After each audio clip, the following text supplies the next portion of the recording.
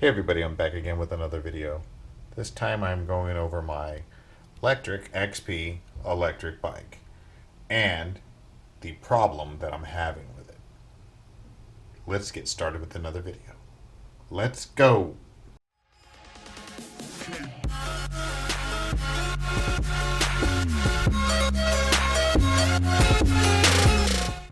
So as you could probably tell, I'm having a battery problem with my Lectric XP. And the main problem that I'm having with it is it's not holding a charge. Now, obviously, my battery has been ripped apart. And the reason why I did that is because I was originally going to try to fix this battery. I metered everything, and what I found was every battery is in a group of four. That's how you get the 10 amp hours. And they should be in the 4 volt range each. And when they're in parallel, they equal a 4 volt range. And you have, I think it's like 12 sets, which really it gives you a little bit more than that. And it turns out to be more like 54 volts when it's all said and done. Well, after I metered all of this, I took it all apart. I did it really safely. I've actually got the BMS disconnected now. I found out after spending hours of taking this thing apart that there was a bad set, and it's this bad set right here. But in taking it all apart and cutting all the wires and metering stuff, and I finally figured out that if you just put your leads between specific spots, you can get your voltages. Well, I have a battery charger. I charged each battery, and then I did a capacity test. And these four basically would not charge completely, and the capacities were really low. So, I would have had to have busted these four out, rebuilt the whole battery, and after, purchasing four more batteries at $5 or $6 a piece, and purchasing a welder, and then quite possibly, damaging the battery, I said, you know what? I'm gonna buy a new battery. I'll salvage these and harvest these batteries and go from there. So the place I got it from was Aliexpress. And I know what you're gonna say. How can you trust Aliexpress? Well, I saw other people were purchasing it, and a few other YouTubers.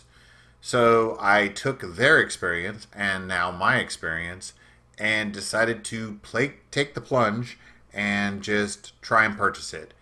Now it looks just like the one from XP. It's the same dimensions, it's the same length and thickness. I think that they just use slightly higher capacity batteries in order to attain that slightly higher amperage number. Now, if you look here, you'll see that there is a shipping cost, and you have to select the 14 amp hour at the end. But the price is pretty much, it's negligible compared to the lowest amperage one. I think it was $100 to get 4 more amps. But AliExpress is where I got it. It did take a couple of months, maybe a little bit longer than that. I attributed that to coming from China and also from the, I guess, the supply chain issues that we've been having. But if you look at the reviews, most of them are good. There are a few, but they say stuff like the shipping guy dropped it or whatever, which isn't AliExpress's fault. If you do have a problem, good luck getting it fixed. But then again, I had a problem with my XP battery, and I did call tech support, and they basically told me, well, what voltage are you getting? And I told them, well, I'm getting about 50 volts resting. And they said, well, that's kind of low. How long ago did you buy it? I told them about a year and a half, 2 years ago. And they went, well, you can buy a new battery. And I was like, okay, do you guys have a coupon code or something for that? And they went, no. And that was the extent of tech support. So I'm not going to blame them. Like I said, it was probably my fault that the battery died, but that was a little disappointing. Okay, so I'm going to show you the new battery installed in my bike and what the digital display will show you my resting voltage is. So I'm going to unplug the charger. I had just stuck it in just before on both bikes just to show what their maximum charge will be at because I wanted to show what the resting rate is. So even though it's a 48-volt battery, each battery without a load on it or without a draw on it, like the motor running, will be at 4.2 and not 3.7 volts. So as you can see, once you look at my display, it's showing 54.1 volts. And I already stated that about 52 to 4 is what you're going to get resting. So 54 volts is pretty much max on my battery. And so once you start to see it have a load, it'll drop down to like 52. But at that starting point, it's 2 more volts than my wife's bike at resting with no load. So that means I'm already starting 2 volts higher than her, which translates to, because it takes so long for the voltage to come down, you're going to get a lot more miles on the bike. Let's talk about what you need to do in order to keep your battery well maintained. Don't charge it immediately after finishing a long ride. Your battery is going to be warm, it's going to be hot, and you should let it rest a little bit after a long ride before you stick it on a charger, because that heats it up. Charging it heats it up. And heat is not good for these type of batteries. Secondarily, you should be storing your battery in a cool, dry place. So nothing, you shouldn't be keeping them outside. You should try, don't always maintain a full charge if you're not going to be riding every day. So if you're going to be sitting the bike for a week or two, let it stay at 50% or lower, and then when you're ready to go for a ride, give it a few hours, charge it up, and then that way it won't be constantly on the charger cycling the battery. The BMS, or the battery management system within the Lectric controller there, is not the greatest. When I took the whole battery apart, kind of looked at the controller, it was a pretty average style controller. So the batteries are good, the controller's not that great. So you really have to take a lot of precautions in order to maintain your battery and keep your battery in good health. It's not like a cell phone or a laptop where you could just, abuse it, or like a drill battery or something like that, where you can just abuse it, let it decharge and recharge it immediately, and then use it some more. The controllers and the drills stop it way early before it gets way low, and also maintain that charge and then shut it down, I think, much more severely than the BMS in this battery pack. So that's one of the reasons why I went with the other battery pack. Number one, it was the same price as the Lectric battery pack, and it was 14 amp hours versus a 9 amp hour battery pack. So I weighed the pros and cons. I mean, number one, it's a Chinese manufacturer, but I believe both batteries are from China.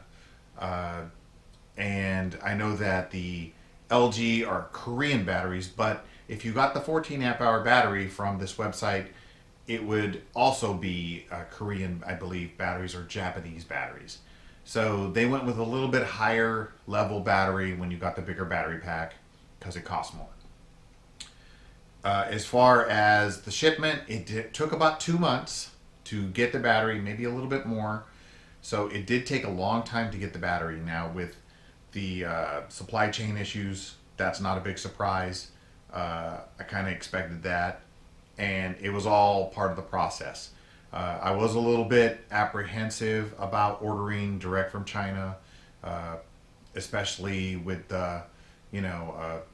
having to give your credit card and all that other good stuff. But it seemed to work out. I did get the product. It was what they said it was, and it works well.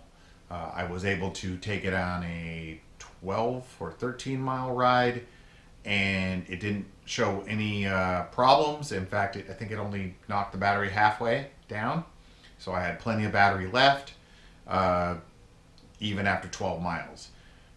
When my electric battery started to die, I was only getting 8 miles on a full charge. And that's when I decided, okay, I got to do something. I either got to fix the battery or get another battery, because 8 miles is not a very long ride where I live, especially because there's so many hills and you don't want to run out of battery halfway through a ride. Now, my wife, as you saw in the video earlier, is also having a problem with her battery. So that's why I kind of feel like it's kind of twofold. It's our fault for charging the batteries, because we bought this bike just before COVID hit. So in November of 2019, we purchased the bikes. We were making lots of plans to take trips in 2020, and they all fell through. And so the bikes were just sitting in the garage, and I left them on the charger. Silly me. And so I kind of, we did take rides, and I would recharge them, and it didn't have a problem until maybe 6 to 8 months, maybe 9 months into riding it a lot, that I started to see degradation and started to see my mileage start to go down, and the bike started to go lose power quicker and quicker. And then, unfortunately, I bought the new battery for my bike, because my bike was the only one doing it, and then my wife's bike started to do it. So I think because I rode my bike more than she did, that the process happened quicker for me. But once she started riding it more, she caught up, and now she needs a new battery. So it doesn't have as far to go, and it turns off a lot quicker. So she, I think, did a 10-mile ride, and her battery died.